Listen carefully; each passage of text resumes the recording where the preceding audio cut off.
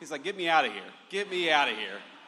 He'll worry about politics later. He's not old enough to vote, so let me just say a few things about where we are before I get into what I want to talk about, which is the one big, beautiful bill and the way that it's going to bring Pennsylvania roaring back and American manufacturing roaring back to life. And that's this. This is a beautiful, great facility and a great business. And what it means to have a great American machining company right here in northeastern Pennsylvania is a few things. First of all, it means that this facility employs people who are participating in the proud tradition of manufacturing, of making great, big, and beautiful things with American workers and with American hands. And I know a lot of you participate in that work every day. But I've got a bit of a personal connection to this facility because my father, who passed away a couple of years ago, my father, when I was born, worked in a machine shop in Hamilton, Ohio, in southwestern Ohio, a business called Hamilton Tool.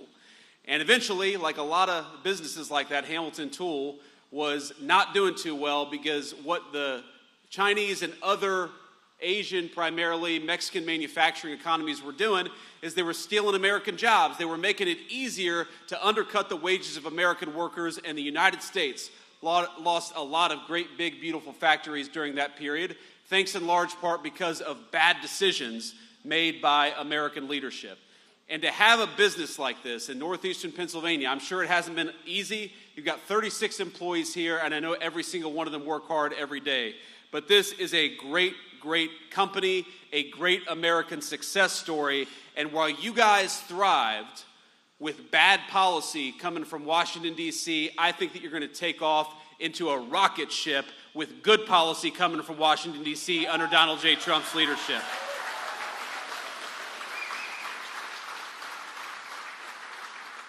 And my dad's name was Don. This is Don's Machine Shop. So I think it's appropriate to be here and to Don, Dave, and Dan. That's tough to remember, trust me. Thank you all for building a great business here in northeastern Pennsylvania. And thank you all for having me and all these great people here to celebrate the accomplishments of the last 6 months. Now, I know we're here to talk about the big, beautiful bill, and we're here to talk about American manufacturing, but I thought it'd be okay, especially since Kelly Loeffler, our great SBA administrator, she's doing a hell of a job. Kelly, thank you for being here. Thank you for doing everything that you do. And, you know, Kelly did such a good job talking about what the big, beautiful bill would do for all of you. I don't think I have to talk about anything except for what I want to talk about. So we'll get to that in a second, but I don't know if you all saw this headline, because I know every single American here cares about border security. Is that right? And I think it's one of the great things that we've done in this administration is we kept our promise that we were going to close down the American southern border, shut off the flow of fentanyl, and start prioritizing American workers over Mexican drug cartels for a change. That is a great accomplishment. Now, it turns out the New York Times is not the biggest fan of what we've been doing at the border under the Trump administration. So they had this headline. I'm not kidding you. This is not a joke headline. I'm going to read you verbatim what the New York Times said just a couple of days ago. And I quote, "I was one of Biden's border advisors. Here's how to fix our immigration system." What would he know about fixing our immigration system? It was the Biden administration that broke our immigration system. So we've been having a little bit of fun around the office. So the Department of Homeland Security, their take on this was, "I was Humpty Dumpty. Here's how to sit on a wall." But be careful what you wish for. Now we're in northeastern Pennsylvania. I assume that this is Eagles territory. Is that right? Okay. Some dissension here. We've got a lot of Eagles fans, but not 100% Eagles fans here.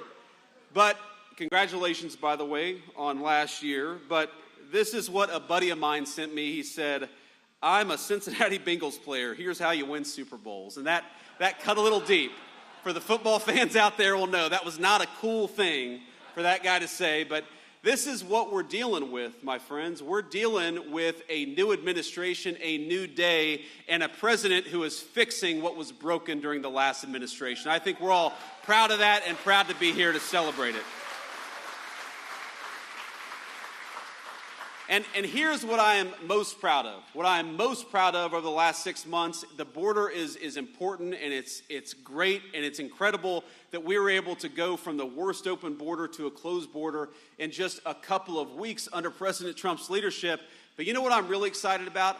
I'm really excited about the fact that for the first time in a very long time, workers' wages are rising faster than inflation. You're able to buy more, you're able to do more, and we're just getting started. For decades in this country, the story was that blue-collar workers in particular, they might get a little pay raise or they might not get any pay raise at all, but it was never enough to keep pace with inflation.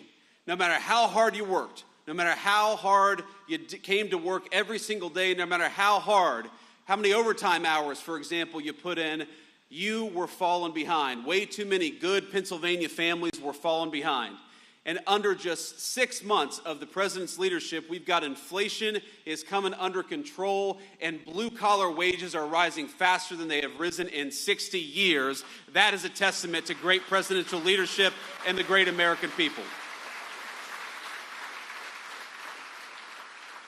And we're just getting started, my friends. The passage of the big, beautiful bill. Now, of course, the mainstream media, the corporate press, doesn't like what we accomplished. It doesn't like what we did. But let me just talk a little bit about what this bill, about what this legislation means for you and your family.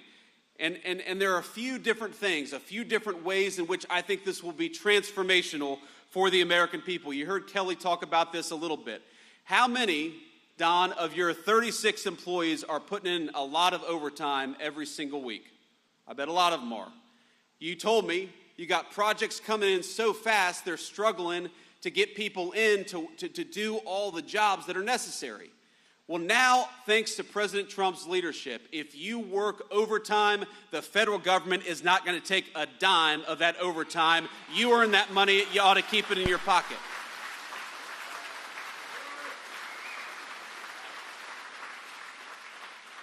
And while we're on that topic, why is it? You know, the big, beautiful bill was about taxes, it was about spending, it was about investing in America's future. But one of the most important things the president's doing and working on, it doesn't get nearly the headlines, is asking, why is it that we force every single young person to get a big chunk of debt at a 4-year college or university? Why don't we give our young people more options? Because if we did, a lot of them would come and work at Don's machine shop. And that would be good for them, and it'd be good for American workers. You know, we think it's fine. If you want to go to college, go to college. There's a lot of opportunity out there. But if you want to work with your hands, if you want to build something, if you want to build a house, build a bridge, make one of these incredible orders that comes into this small business right here in northeastern Pennsylvania, your government should not be forcing you to do what elites in Washington want you to do. You ought to be able to chart your own course and your own career path, and the Trump administration is going to fight for that.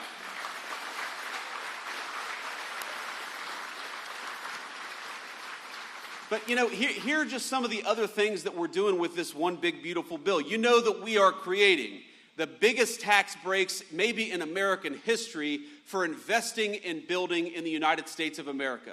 So if you're a small business, if you're a medium-sized business, if you want to invest in American workers, we are going to make it so you pay less taxes. Invest in Americans and your government ought to reward you. Isn't that common sense?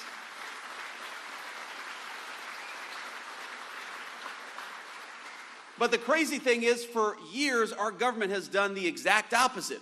We have rewarded people who shipped American jobs overseas and penalized the great small businesses who invested right here in America, right here at home. And the President Trump's leadership, we're flipping that on its head. If you're building here, if you're making here, if you're working in the United States of America, we just gave you a big, fat tax break. But if you're going to ship American jobs overseas, thanks to Donald Trump, you're going to pay a big, fat tariff. It's time to invest in our own country and our own people once again, and we're doing it.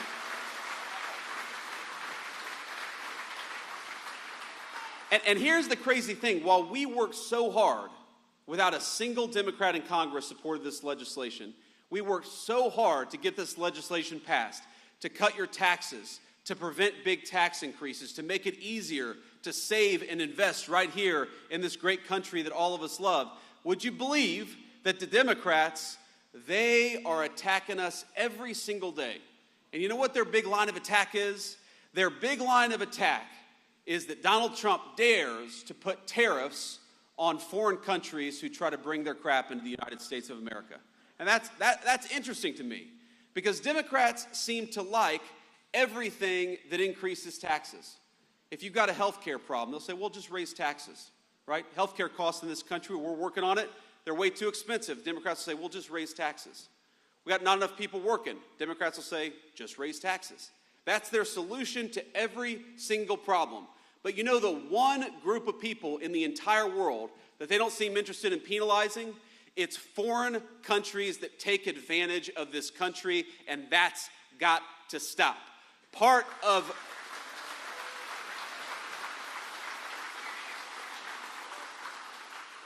the big, beautiful agenda is saying that if you're going to build something in the United States of America, we're going to reward you and we're going to fight for you. But if you want to build something overseas, you're going to pay a big, fat tariff before you bring it back into the United States of America, and that's exactly how it should be.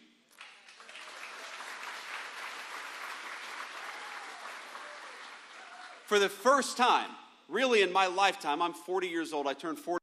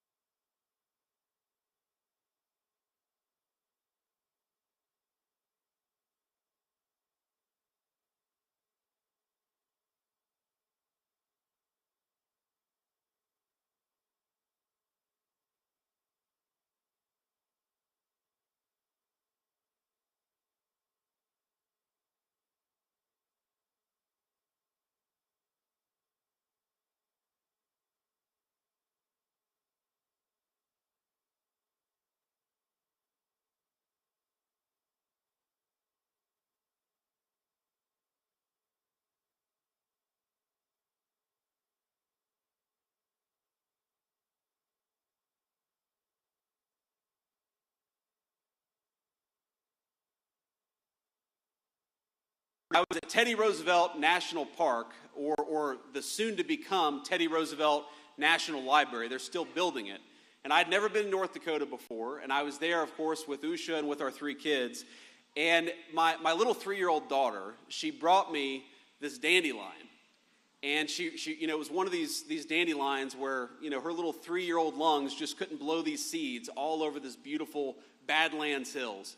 And I'm looking out there and I see the American flag and I see these beautiful hills and I help her out and we see these dandelions floating over this beautiful American scenery. And I think to myself, my God, what a beautiful country we have. And how lucky it is that our forefathers gave us this land to carve out a new nation and I think a new civilization. And what I realize is, in all of our jobs, whether you're working at Don's Machining or whether you're the Vice President of the United States, we're worried about the day-to-day. We're worried about the orders that come in. We're worried about, clients that we've got to serve. We're worried about, getting the big, beautiful bill passed and counting votes. That's what I was doing a lot in the last few weeks. But I realized that it's all in the service of something. It's all in the service of giving our kids the incredible opportunities that we've had. It's in the service of watching a child's face light up when she sees America's beauty.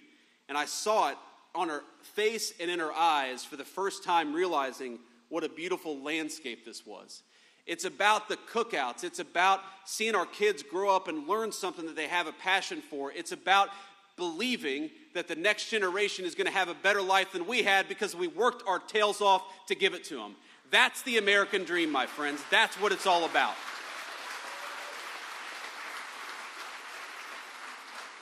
And when I think about what this administration has accomplished over the last 6 months, but more importantly, when I think about what all of us as one big American family have accomplished over the last 249 years, all I can think about is it's time to keep building, it's time to keep working, and it's time to make sure that these beautiful faces, these beautiful kids that I see in this audience, that they're going to have a better life than we had.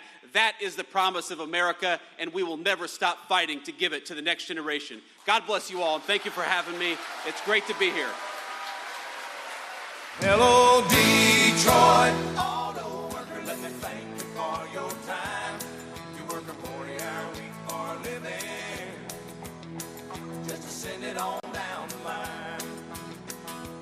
Hello, Pittsburgh, steel mill worker, let me thank you for your time. You work a 40-hour week for a living, just to send it on down the line. This is for the one who swings the hammer, driving home the nail.